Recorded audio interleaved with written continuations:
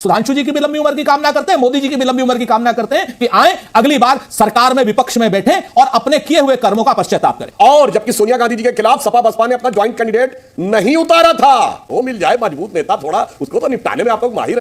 अरे सुनिए दीपक भाई, आपको बता आप देख सकते हैं नीचे स्प्रिंग नहीं है, आप चाहे तो कुर्सी दिखा दूंगा मैं ऊपर करके। तो ये एक डरा हुआ और बौखलाया हुआ शख्स ही कर सकता है। कितना डर रहा है ये गांधी परिवार से, कितना डर रहा है राहुल गांधी जी से, कितना डर रहा है खड़गे जी से, और कितना डर रहा है अधीर दादा से। हम लोग मार्गदर्शक मंडल में आपकी तरीके से नहीं डालते हैं सुधांशु जी। अंतिम संस्कार जैसी हमारी शब्दावली नहीं है, अंतिम संस्कार की शब्दावली अहंकारी लोगों की है, भाजपा और भाजपा के लोगों की। आपके यहाँ तो अजीब बात है साहब, आपके यहाँ तो पद पे आके आदमी मार्गदर्शक रहता है। 50 साल की सबसे बड़ी बेरोजगारी, 50 साल की सबसे बड़ी महंगाई। मेरे भाई क्या बात करने लगते हो। अब कि वो पाउडर वाले दूध की मलाई मार गई और राशन वाली लाइन की लंबाई मार गई और बाकी जो बचा था वो महंगाई मार गई।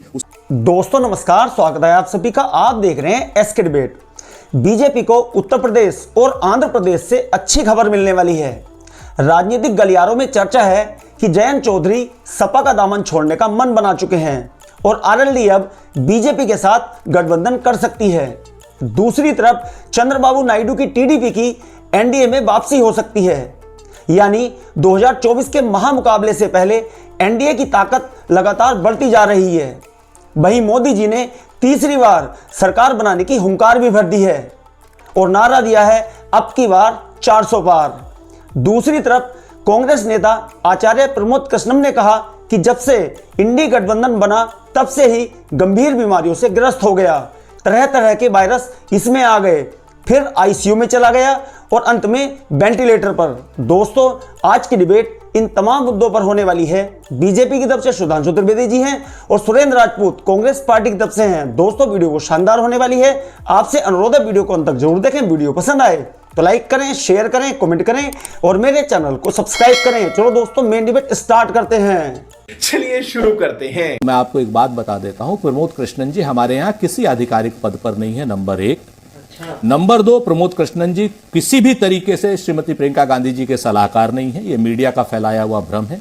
और नंबर 3, अगर ये भाषा प्रमोद कृष्णन भी बोल रहे हैं तो मैं प्रमोद कृष्णन की भी उसी तरीके से मजम्मत करता हूं जिस तरीके से भारतीय जनता पार्टी के लोगों ने पहले बोला और उसके बाद प्रमोद कृष्णन ने इस बात को बोला। प्रमोद कृष्णन हमारे यहां किसी भी आधिकारिक पद पर कतई नहीं है। और अंतिम संस्कार की भाषा अगर कोई भी बोलता है, दीपक चौरसिया बोलते हैं, सुधांशु त्रिवेदी बोलते हैं, सुरेंद्र राजपूत बोलते हैं या प्रमोद कृष्णन या नरेंद्र मोदी जी बोलते हैं, सबका एक तरीके से प्रतिकार होना चाहिए, क्योंकि भारतीय सभ्यता की परिभाषा में यह कहीं पर भी नहीं आता है। हम तो लोगों की लंबी उम्र की कामना करते हैं, सुधांशु जी की भी लंबी उम्र की कामना करते हैं, मोदी जी की भी लंबी उम्र की कामना करते हैं कि आए अगली बार सरकार में विपक्ष में बैठे और अपने किए हुए कर्मों का पश्चाताप करें। रुको जरा, सब्र करो ना। देखिए ये तो इनका अंदरूनी मामला है कि वो ये कहना चाहें कि प्रियंका गांधी जी के सलाहकार है या नहीं। ये प्रियंका गांधी जी का ऑफिस इसको वेरीफाई कर सकता है। मगर मैं इतना बता दूं सुरेंद्र राजपूत जी को कि 2019 के लोकसभा में कांग्रेस के आधिकारिक प्रत्याशी थे लखनऊ से, और सोनिया गांधी जी के बाद सबसे ज्यादा वोट उन्हीं को मिले थे। और जबकि सोनिया गांधी जी के खिलाफ सपा बसपा ने अपना ज्वाइंट कैंडिडेट नहीं उतारा था और प्रमोद कृष्णन के खिलाफ उतारा था, इसलिए उसके बावजूद मिले थे। तो भैया बहुत अच्छे, आप बिल्कुल सही कहते हैं। अगर कोई नेता थोड़ा बहुत अपना वोट पा जाए उसको तो निपटाने में आप लोग माहिर हैं भाई। उत्तर से दक्षिण तक देख लिए भैया, गुलाम नबी आजाद जी से लेके कैप्टन अमरिंदर से लेके और विजय बहुगुणा जी से लेके, जो मिल जाए मजबूत नेता थोड़ा, उसको तो निपटाने में आप लोग माहिर हैं। गजब बेइज्जती है। तो इसलिए मैंने सिर्फ इतना बता दिया कि वो कांग्रेस के आधिकारिक प्रत्याशी थे और सोनिया गांधी के बाद सबसे ज्यादा उत्तर प्रदेश में लोकसभा में वोट उनको मिले, डिस्पाइट द फैक्ट कि उनके खिलाफ एसपी बीएसपी ने कैंडिडेट खड़ा किया था, सोनिया जी को वे वॉक ओवर दिया था। पहले ये तो बता दीजिए यूपी है कि नहीं सुरेंद्र भाई। अरे सुनिए दीपक भाई, आपके शब्द मेरे मुंह में नहीं, पहले आप मेरा जवाब सुनिए। थोड़ा सा जवाब सुनने का धैर्य भी विकसित कीजिए।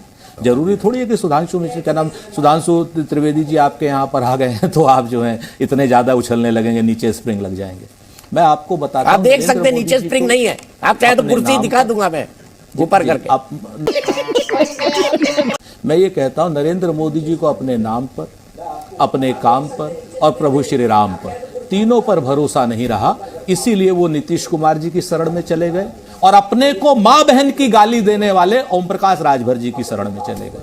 नंबर 2, 110 मिनट का लोकसभा में भाषण दिया। आज मुझे राज्यसभा का मालूम नहीं कितने मिनट का भाषण दिया है, लेकिन 110 मिनट के भाषण में 78 मिनट कांग्रेस को कोसना, राष्ट्रपति जी के अभिभाषण का जवाब देना है, आपको अपने कार्यक्रम बताने, अपनी नीतियां बतानी है, तो यह एक डरा हुआ और बौखलाया हुआ शख्स ही कर सकता है कि जो पार्टी आज की डेट में विपक्ष के नेता का पद संसद में नहीं प्राप्त कर पाई है, उससे कितना डर रहा है। कितना डर रहा है ये गांधी परिवार से, कितना डर रहा है राहुल गांधी जी से, कितना डर रहा है खड़गे जी से, और कितना डर रहा है अधीर दादा से। आपके सामने है इतना डरपोक स्थिति आज तक भारतीय जनता पार्टी की हमने अटल बिहारी वाजपेयी जी के समय में नहीं देखी। इन लोगों ने जिस तरीके से डर अपना दिखाया है कांग्रेस के और इंडिया गठबंधन के सामने, और लगातार हमारे नेताओं को, कभी कहते हैं ममता जी आपके साथ नहीं है, कभी कहते हैं अखिलेश जी आपके साथ नहीं है, कभी कहते हैं लोकदल आपके साथ नहीं है। आप इन सारी चीजों को जब आप बात करते हैं, हमारे साथ कोई है आपको नहीं पता, लेकिन आपके साथ कौन कौन है आप तो अपने लोगों को मात्र 30 सीटों में समेट दे रहे हैं। 30 नहीं 35 में, 400 पार नहीं कहा था सुधांशु जी, कहा था 405 आएंगे।